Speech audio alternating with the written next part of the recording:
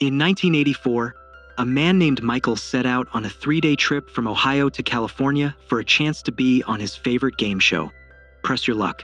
He was so devoted, he even brought a souvenir plate with the show's mascot to give the producer, Bill. Normally, Michael worked in air conditioning repair and sometimes drove an ice cream truck during the summer. During the audition, things took a turn when assistant Sylvia revealed that Michael had used a fake name and taken another contestant's spot. He was immediately kicked out. Bill was disappointed because he liked Michael, but casting director Chuck refused to cast someone he called a creep. Then, they noticed Michael's ice cream truck wouldn't start outside the studio. Bill was impressed by Michael's determination and told him to clean up and come back the next morning. That evening, Michael went to a thrift store, ripped off a button from a jacket to get a discount, and later sewed the button back on. Next day, Sylvia gave Michael and other contestants a studio tour and showed them around the set. Michael tried to sneak a peek behind the scenes, but Sylvia stopped him. Before the taping, the contestants waited in a room watching the show. Later, Sylvia picked Michael, Ed, and Janie to play. The host, Peter, greeted them, cracked some jokes, and went over the rules.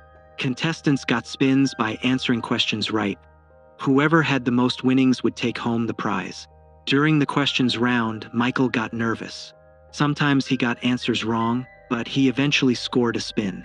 After a break, the game moved to the big board, covered in prizes and lit squares. Michael was in last place, so he spun first, winning $2,000 and then $1,500, but on the next spin, he landed on the mascot and lost it all. Frustrated, he cursed, and the production team had to re-record his reaction. After the other players took their turns and made money, Michael used the time to carefully study the board's light pattern. During another break, he convinced Sylvia to let him make a call for his daughter's birthday, but no one answered and he cursed again. When the game resumed, Michael's luck turned. By pressing the button exactly at the right moments, he racked up $13,000 in extra spins.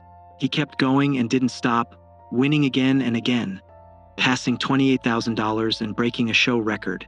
The audience loved him, but the producers grew suspicious. Bill called for a break and met with Peter, asking him to warn Michael about overconfidence. Peter joked and gave Michael some pointed advice, but Michael kept playing. The producers decided to look into his background. Chuck, searching for answers, realized Michael's application was nearly blank, but then remembered the ice cream truck. He broke in and found fake IDs, plates, and lots of tapes, mostly of Press Your Luck episodes, some taped over home movies. Back in the studio, Michael kept winning over $40,000. The producers panicked but had no proof of cheating. After more reviewing, Chuck realized Michael had memorized the light patterns on the board, which weren't truly random. There were only 5. This explained Michael's streak, but since memorizing wasn't technically cheating, there was little they could do. During breaks, Sylvia handed out t-shirts to the other contestants and Michael snuck in a phone call to wish his daughter happy birthday. His wife answered unhappily, but let him speak to their girl for her birthday. In the next round, the producers used the home player spin rule, pairing Michael with a random audience winner, who turned out to be someone from Michael's shady past. Shaken but still focused, Michael won a trip to Hawaii for both of them. The staff then shined a bright spotlight in his face to rattle him. Meanwhile, the network CEO stormed in, angry at the show's poor design and wanting to know who let Michael play. Bill blamed Chuck. Some contestants grew upset, thinking Michael was getting special treatment. Ed, Michael's fellow contestant, began to have doubts.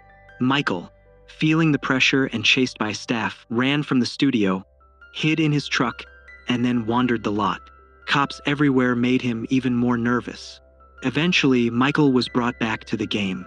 He accidentally wandered onto another show set, where he told the host he just wanted his family to see him on TV and explained everything he did was for his daughter. When the show resumed, Michael kept on winning, eventually passing $100,000, an unheard of amount at the time. But then, Peter took a live call from Michael's wife, who insulted him and demanded he sign divorce papers. The studio went silent and Michael left the set, refusing to return. Bill told him that if he wanted his winnings, he had to finish the game and called him a star and a national hero. Michael agreed, but only after asking for a moment to call his wife, which he couldn't bring himself to do. Back on the show, Michael was generous, passing his turn to Ed and thrilling the audience. The production staff, however, decided this episode would only air once before getting buried. After Ed and Janie finished, Michael used his last spin, this time with his eyes closed. 2 weeks later, Michael's family watched the show at home. His wife, angry, turned off the TV. Later, she turned it on again and learned that Michael had won everything. When the host asked what he would do with the money, Michael simply said, after Michael's episode, the network changed the game. They added 27 patterns to the board and set a $75,000 limit for contestant winnings.